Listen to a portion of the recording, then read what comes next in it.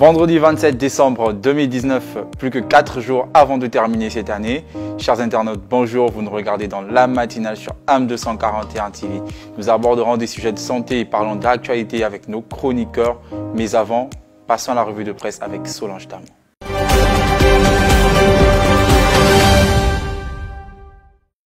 Bonjour à tous, ravi de vous retrouver pour ce tour d'horizon de l'actualité. C'est sans nul doute l'information qui fait le chou gras de l'actualité nationale ce jour. Justin Ndoudangoy arrêté, s'exclame l'Union. Ndoudangoy dans les filets de la DGR, titre Média 241. Même son de cloche chez Gabon Matin. L'Union rapporte que le député du 2e arrondissement de Franceville a vu hier son immunité levée à la suite d'un vote sans appel, 113 voix pour, 7 contre et 1 abstention. Média 241 de poursuivre. À peine son immunité levée, le député s'est vu conduire à la Direction générale de la recherche au sortir de l'Assemblée nationale.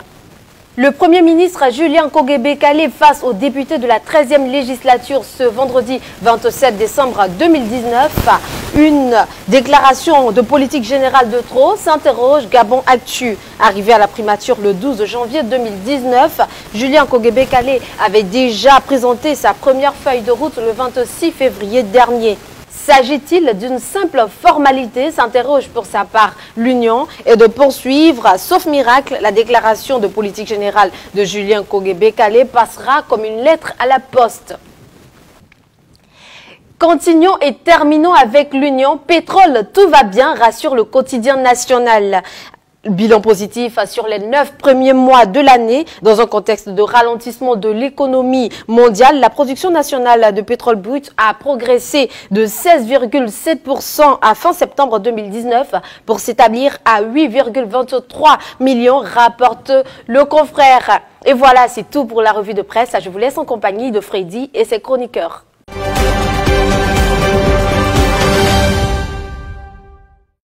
Alors sur le plateau, je suis avec nos chroniqueurs. Et bonjour Maxime.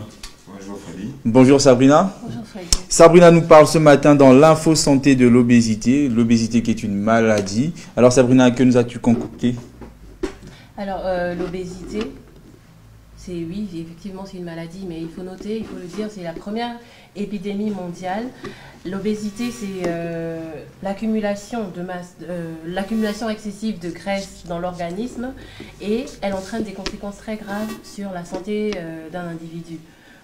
Donc l'obésité est causée par la consommation excessive d'aliments caloriques. D'accord.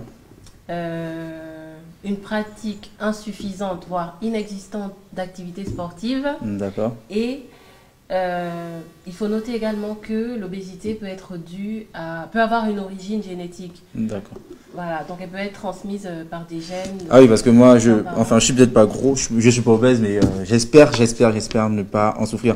Alors Sabrina, tu parlais de risques.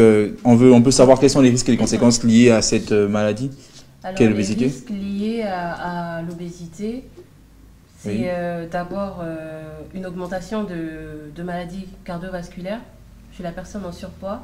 L'individu qui est en surpoids est plus facilement,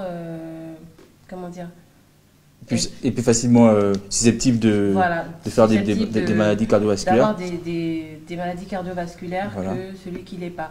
Et ensuite, il y a une réduction de l'espérance de vie. Une réduction de l'expérience de vie. Alors Sabrina, et qu'est-ce qu'il en est des conséquences? Donc, un individu en surpoids,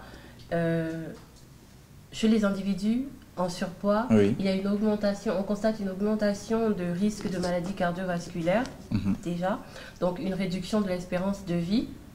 Oui. Et le sujet en surpoids risque de souffrir de diabète, d'hypertension artérielle, de cancer du côlon et chez la femme du cancer du sein. C'est beaucoup de risques de conséquences. Maxime, un mot sur l'obésité? Oui, je ne vais pas ajouter dans les risques. Ces obèses, au quotidien, ils le vivent très mal. Par exemple, moi j'avais un ami obèse. Lorsqu'il rentrait dans le taxi... On ne va pas dire obèse, on va dire personne en surpoids. Personne en surpoids, parce que obèse c'est péjoratif quand même. Hein. Il faut dire que c'est péjoratif, on va dire personne en surpoids. Bon, j'avais un ami qui était en surpoids, oui. Qui était en surpoids, et même lorsqu'on prenait le taxi ensemble, sachez qu'il ne paye jamais le prix d'une place. Et il vivait très mal. Voilà. Oui, c'est frustrant, ça, c'est frustrant. De Les choses situations. peuvent entraîner parfois la dépression, surtout chez les adolescents. Facilement à l'école, au lycée, ils sont parfois sujets à des moqueries. Voilà, des moqueries aussi. Donc ça peut entraîner chez l'adolescent parfois la dépression. Voilà. Alors l'obésité, on retient que l'obésité n'est pas une bonne maladie parce qu'il y a plusieurs risques qui sont liés à cette maladie. Mais qu'en est-il des préventions ou comment faire pour pallier à l'obésité? Déjà, il faut revoir son alimentation. Revoir son alimentation. Il faut noter qu'aucun aliment n'est interdit. Le truc, c'est de pouvoir bien les accompagner. C'est-à-dire, le matin, si tu prends ton sandwich à la boulette, par exemple, au lieu de prendre 1,5 litre de coca après, prends plutôt un fruit ou, je sais pas, accompagne. Moi, par exemple, ce que je fais, au lieu de prendre un sandwich à la boulette, simplement, oui. Je demande si je l'achète chez les vendeuses. Chez les vendeuses de sandwich, oui. Voilà, je l'accompagne de laitue. Je demande à la dame de mettre de la laitue à l'intérieur avec des tomates. D'accord. Voilà, donc mangez des fruits, mangez des légumes. Mangez vos coupés par exemple, mais après les coupés, prends une pomme. Au lieu de prendre un grand coca, prends une pomme, prends une clémentine. Donc c'est ce que tu recommandes aux gens de manger au petit déjeuner? Non, c'est pas ce que je recommande. D'accord. Bon, c'est plus le matin, nous sommes plus dans les sandwichs, dans les coupés. Et rares sont ceux qui ont le temps le matin de se poser à la maison, de prendre le petit déj. Donc le plus souvent, c'est un sandwich rapide, donc jambon cornichon, coupé ou un truc du genre. Donc prenez vos coupés le matin. Si vous avez l'habitude de le faire, continuez avec vos coupés. Mais au lieu de prendre 1,5 litre de coca ou de jus de fruits, parce que le jus de fruits est rapidement assimilé dans l'organisme, prenez un fruit, prenez une pomme, buvez de l'eau, voilà. Buvez. Et surtout, pratiquez une activité sportive, peu importe laquelle, pratiquez une activité sportive au moins 30 minutes par jour. Donc, que ce soit le ménage, que ce soit de la danse, même dans sa chambre, l'essentiel c'est de brûler ses calories. Pratiquez une activité sportive, nourrissez-vous sainement. On va tout de suite passer à l'Actu Plus avec Maxime qui vient nous parler du top 3 des finalistes au Ballon d'Or africain et l'absence dans ce top 3 d'Aubameyang, la star gabonaise.